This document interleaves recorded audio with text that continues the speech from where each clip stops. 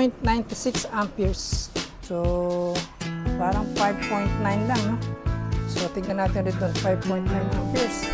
So, ito, tignan natin dito sa ating digital meter. 5.6. Yan, tatanong tayo sa Pelco.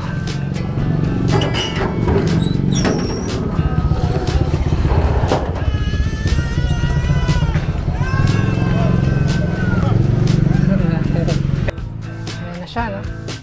Kita niyo yung number? Yung kanyang display, kita ba? Ayan na siya, ayan. Ayan siya ngayon. Ayan, tatanong tayo sa Pelco.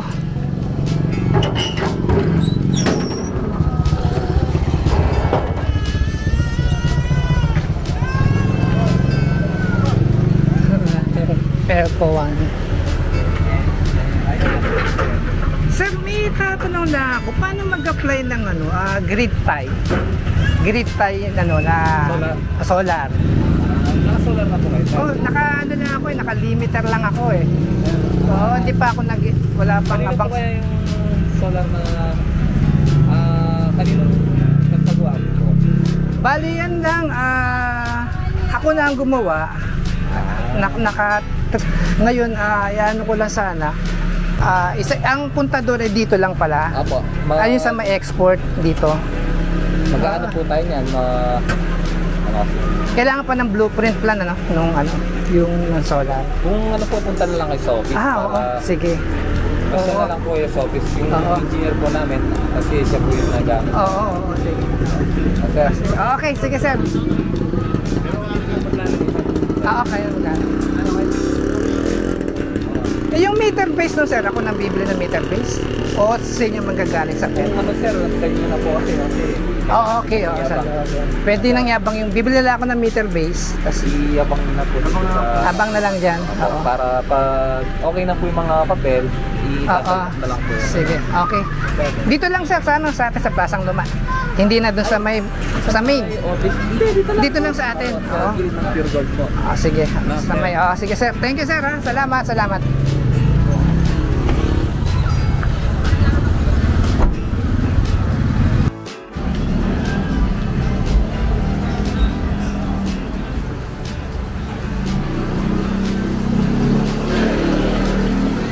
Tignan niyo po yung lovebirds.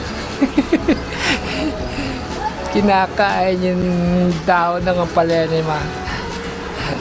Ilalabas yung ulo. Lagot ka kay mother pag nakita ka dyan. Yung ibon na to. Gusto yung daon ng ampalaya. Oh. Lagot ka kay mother pag nakita ka talaga nyan.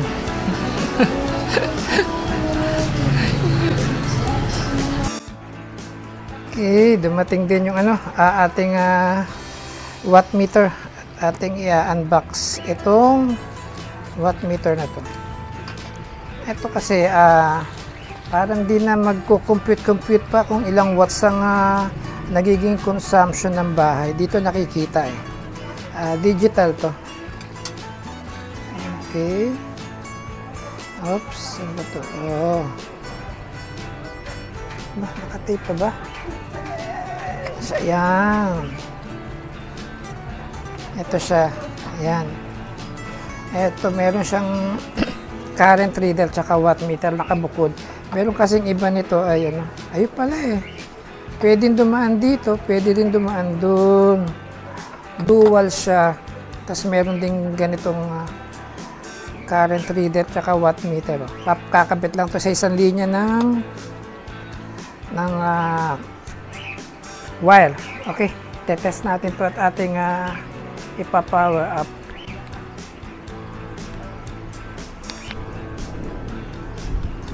Okay, ganito no. Hahanapin natin dito yung line ngayon. Kasi ang kuryente is merong line tsaka neutral or line tsaka ground. Ito siya. So meron ako ditong non-contact voltage o non-contact tester. Ito kasi ay malalaman mo kung line tsaka neutral. Pagka nakaset ako sa NCV, yan, mabagal lang ang blink. Mabagal ang blink. Ibig sabihin yan ang neutral. Pagka nilipat ko sa kabila, kulay blue, mabilis. Yan ang ano, yan ang line. Mabilis yung ano, yung tunog niya, di ba? Yan, mabilis yung tunog niya. So lipat natin sa neutral, babagal yung kanyang tunog. Yan. At yung flashing light niya, ano, mabagal. Hindi tulad sa kulay blue, mabilis. So diyan natin ipapasok itong ating itong bilog na to. Papasok natin doon. Okay? Wait lang. So ayan, naka-unplug na siya. Unplug na. Check ulit. Okay, ka-unplug na. Okay. Pansamantala, tatanggalin muna natin yung isang wire, yung kulay blue, yung line, kasi nalaman na natin yung pinaka-line niya. Ayan. So, ayan. So, tatanggalin natin itong blue. Ito. At ipapasok natin ngayon siya dito. Papasok natin siya dito. Yun.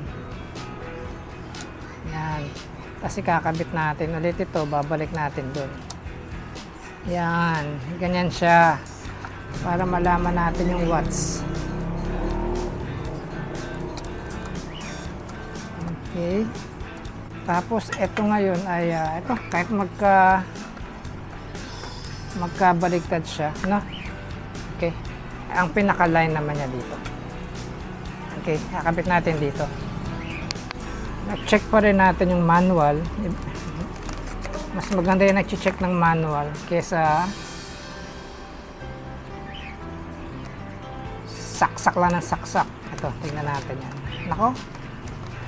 Ayun, kala ko puro Chinese character lang. Ito pala. So, okay. So, ayan siya. Okay, ganun siya. Ito yung pinaka-wiring niya. Ayan. Okay. Sige, kakabit natin ngayon. Tapos, double check tayo. Kung 220 nga ba itong na-deliver sa atin. Baka AC 40 to 300 volts. Okay, good. Yan siya. Okay, close na muna natin ito. Okay, wait lang. Yan. Tapos, ito ay kakabitan muna natin dito. Yan. Okay. Ito na yung pinaka-line input. Walang polarity ito. At dito na yung pinaka 220 volts na isasaksak natin. Yan papasok yung kuryente na 220. Yan. Itong ginawa kong ito for demonstration lang ito, no? Itong mga ganitong watt meter nilalagay ito dun mismo sa ating mga circuit breaker. Dun sa pinaka main kinakabit itong watt meter. Kunin yung isang linya, yung line nga, at ipapasok dun sa parang pinakasingsing para mabasa niya yung watts bawat appliances. Siyempre, mas mataas na watts, mas mataas na kuryente ang ating babayaran. Ganito ang gamit nitong ating digital meter na yan. So, ayan, no? Okay, no? Okay na. Setup na natin. Meron tayong soldering iron, kettle. Okay, pa-power up natin ngayon itong ating watt meter tsaka current meter. Okay, sasaksak ko. Dapat dito ay magka-display siya rito. May plastic pa ba ito? Kaya pala malabo, mayroong plastic pala. Ayan, okay, sasak natin. Yan. Teka, kikita nyo? Labo, hindi makikita. Nakikita nyo sa ano, meron siyang Teka, try kong tanggalin yung ano, yung itong plastic, no? Wait lang. Okay, tanggalin natin yung ano, yung kanyang film. Labo nga at paano kaya makita, kaya lipat natin yung camera, no? Para hindi tayo na sisinaga ng araw. Yan. Yan, malinaw-linaw na. Ano po? Mayroon na siyang ang naka-display ay 00. Teka. 00 watts. Yan. Tapos ang kilowatt per hour niya. Tapos yung kanyang voltage natin ngayon ay meron tayong 239 volts pumasok dito. Tapos tama-tama yung frequency ng ating kuryente ay 60 Hz. 60 Hz siya. Wala pa siyang current kasi wala tayong nakasaksak. Wala ring watts, wala pa nakasaksak. Power factor niya, yan nandiyan. Okay, so tatry muna natin itong ating soldering gun. Itong soldering gun. Itong lasog-lasog na soldering gun. So sasaksak ko. So ayan, 00 siya.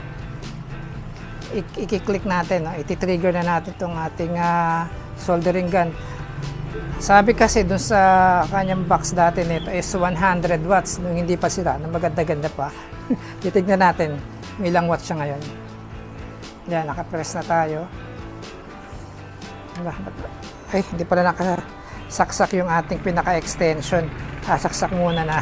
Ito, hindi pa naka-plug. Okay? Plug muna natin. Yan. So, ayan, naka-plug na siya. 00 watts pa lahat. Okay? So, ito. Pipindutin ko. Ayan, nakapindot na siya.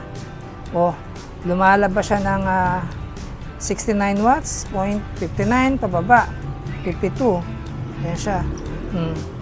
47 watts, 312. Ayan, 42 watts, 40 watts. May sunog na itong ating panghinang. Mainit. So, yun ang ano niya, ang reading niya, no? So, ilan ang amperes? Meron siyang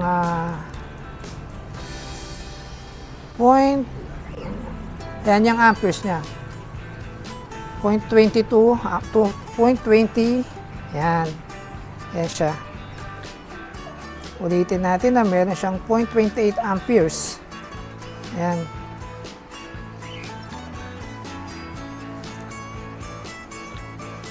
Ayan, pati yung current display niya nandiyan dyan. Ayan. Sa baba, itong kulay pula. Nababasa naman yan, di ba? Yan ang amperes niya. 0.216 amperes. Yan siya. Sa 59 Hz, 0.71 power factor. Okay? So, susubukan naman natin itong kettle. Ito, hindi ko alam kung ilang watts itong kettle na to eh. Okay. Saksak natin yung kettle. Saksak natin ang kettle. 00 watts. Current, 00. Ayan na. Saksak na natin. Pindutin natin dito. Ito. On. Yan. Yun. Wow! Taas pala. Nasa 1 kilowatt din. 1.3. 1,386 watts din pala to. Taas pala. Tapos, ang current niya is 6.20 amperes. At 60 Hz to 29 volts. Mataas nga ito. So, papatay natin. Kung mapapansin nyo, bababa yung kanyang wattage at current. Mawawala na yan. Nag-0-0 na siya at pinatay na natin. Okay. So, yun. Yun ang gamit nito. Okay. Malalaman yung consumption ng gamit sa bahay. Tapos, ito kasi, for demo lang po ito. Ano? Kaya ko dito nilagay. Itong kulay blue na to at orange na to ay ilalagay ko ito doon mismo sa may circuit breaker from sa may ating grid. Yung line ng grid papasok ng breaker, doon siya nakakabit para lahat ng nakasaksak sa bahay. So ayan, ito siya, no? Nabibili to sa Shopee at wala siyang pinaka-box na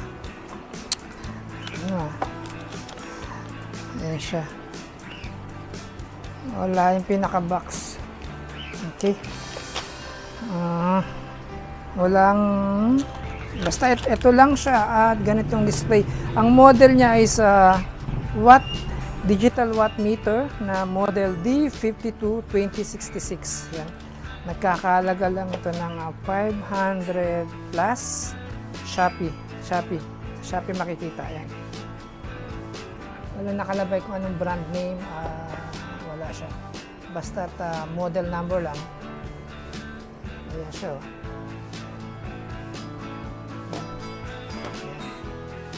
So, yun. Hanggang dito na lang po muna itong ating demonstration ng watt meter, kung paano magkabit at kung paano gamitin itong kanyang CT. Yan. CT ang tawag po dito, CT. Pinaka-sensor niya para sa current tsaka watts. Current, watts, tsaka yung frequency ng kuryente. Okay? Siya nga pala, isa pa pala, kung gusto nyong i-reset yung mga dating record niya, pwede naman yan. May kulay blue rito, nire-reset lang yan. Press lang na matagal yan. Mawawala na yung mga record niya dati. Ayan. Okay.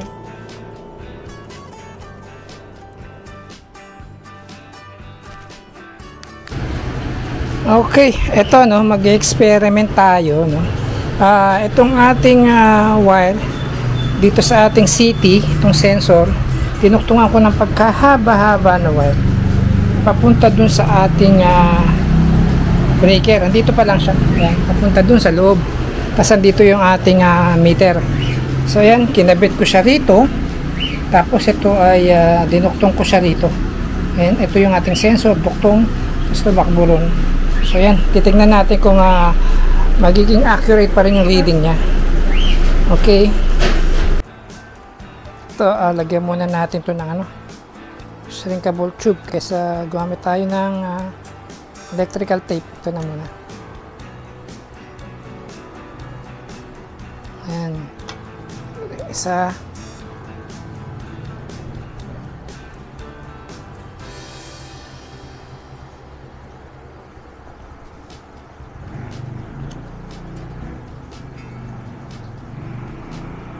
Ayan. Okay. Okay, kakabit natin to doon sa ating main breaker. Okay.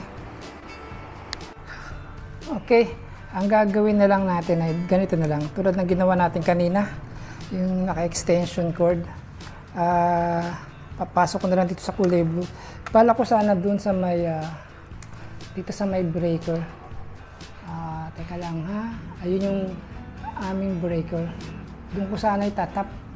Ang problema ay nanonood si mother. May interrupt pa natin. Minsan, orasan ng pahinga ni May.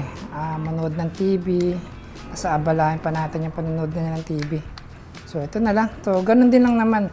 Ang atin lang namang concern dito kung mag-overwork ba siya sa mahabang cord na nakakonect yung ating CT.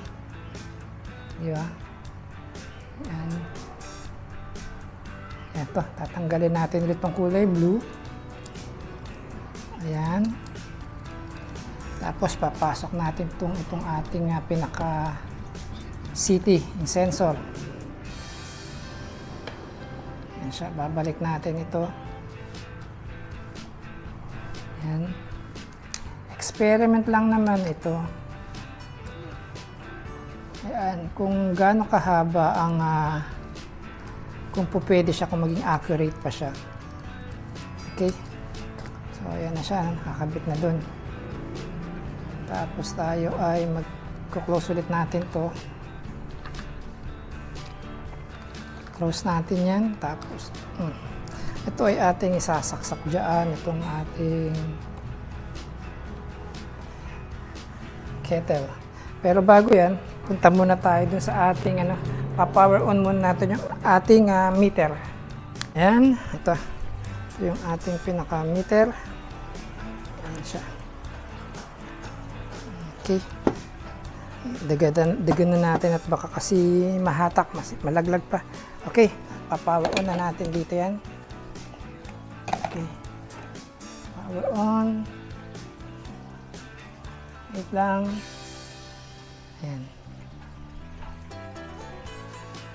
Ayan siya, no? Power on na. Tapos, dadalhin natin itong ating ammeter.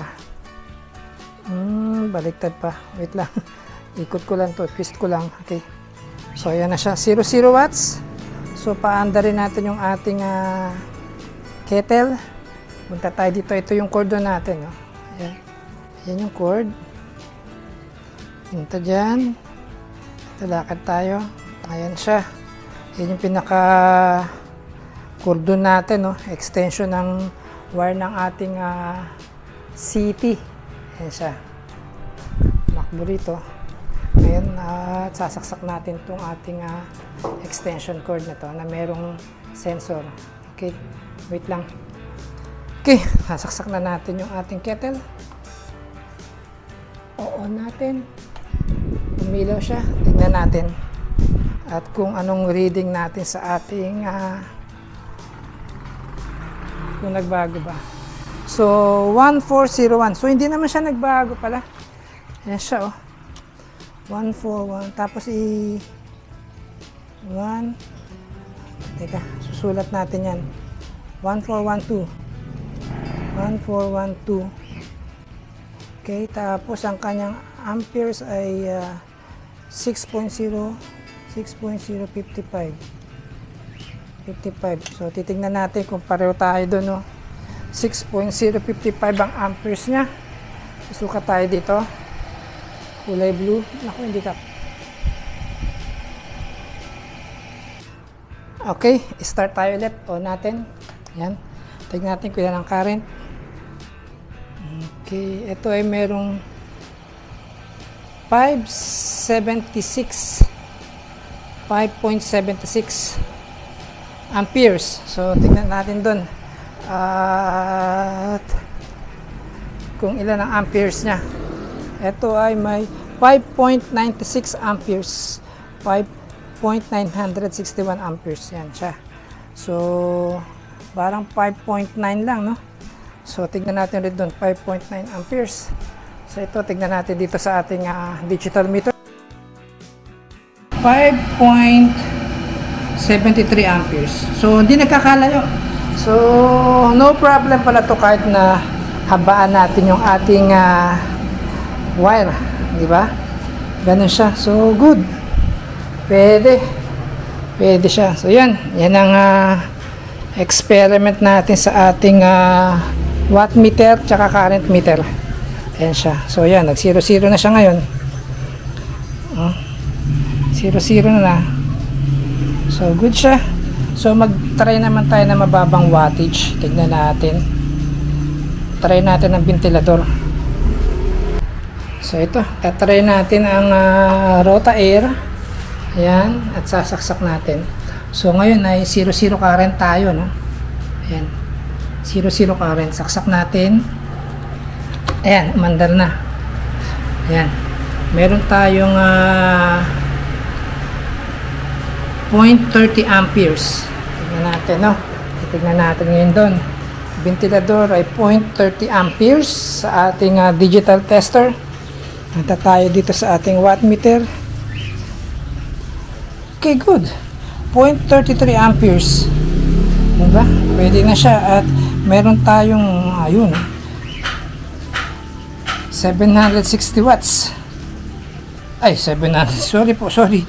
76 watts. And, sorry, hindi po 76 watts. Tama, kasi mga ganyang kalimitang electric fan watts is nasa 75 watts lang. Yan. So, yan. Okay siya. So, yan, oh.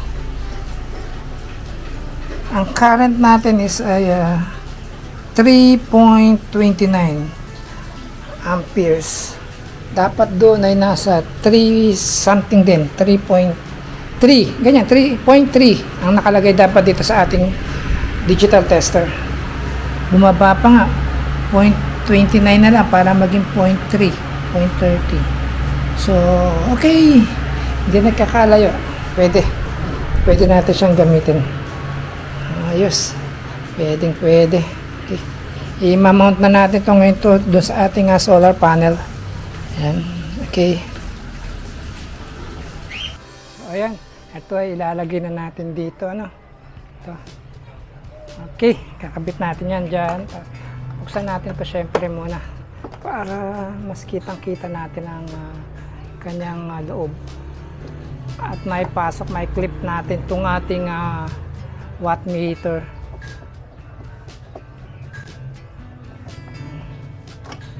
Okay, yan siya. Tayo ay dito tayo. Yan. Ito kasi railing lang siya, no? Kailangan siguraduhin naka-clip lock itong ating mga breakers, tsaka itong ating additional gadget na to, yung watt meter. Kailangan para wala siyang kalas at mag-fit mismo dun sa cover. Kailangan talaga nakaklip ng maganda yan. Ayan. Double check lang. Okay, nakaklip naman. Ayan. Kabit na. Mamaya ay mamaya na tayo mag-tap pagka medyo makulimlim na po. At tingnan natin ang itsura kung lumapat. Tatanggalin itong isa. So, na lang to. Ginaganyan lang yan. Yan. Tanggal na. Ito, ganun din. Yan. Yan. Tanggal. Para mag-fit siya ulit. Oh. Ayan.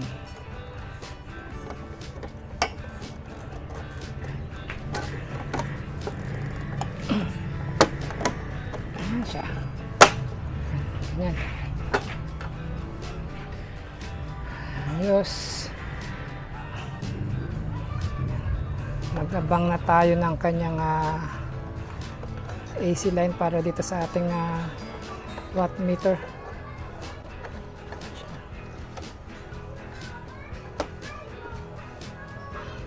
Okay, at itatak muna natin itong ating source ng ating watt meter. Yan. Wait lang. Okay, 1 and 2 ang AC source natin at lalagyan na natin itong ating AC source dito. Sabay na natin siya dito. Yan. Tapos ang isang pang line.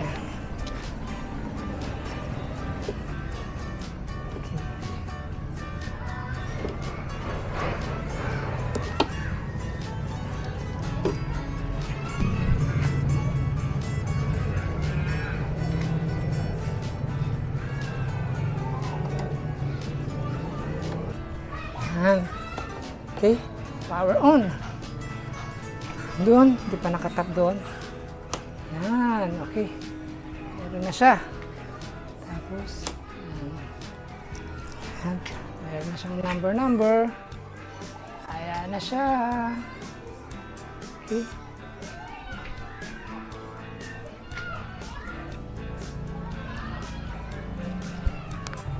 Ayan na siya, no?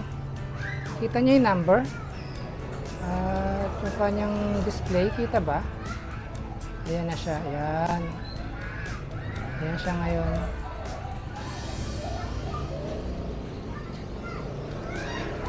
Ayan, isasara na lang natin. Lalagyan na lang natin yung cover niya. Ay, wala pa pala yung city sensor. Hindi sa taas. Okay, di bale.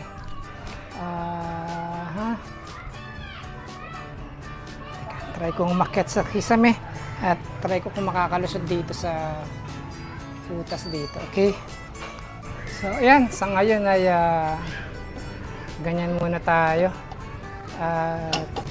To follow na lang yung dapat gawin at gabi na.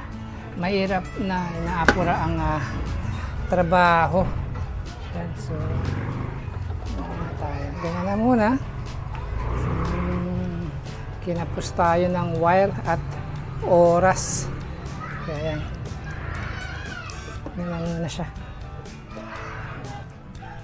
Ayan. At least nalagay na natin yung ating watt meter. Yun nga lang, ay kulang tayo ng sensor. Ay, sensor ng wire. Kinapos tayo ng wire. At least nabawasan ng trabaho, yun importante dun. Ang gagawin na lang natin ay wire simula dito hanggang dun sa may junction box. Yun na lang. Ayan. Okay. So, that's it. Ano muna tayo.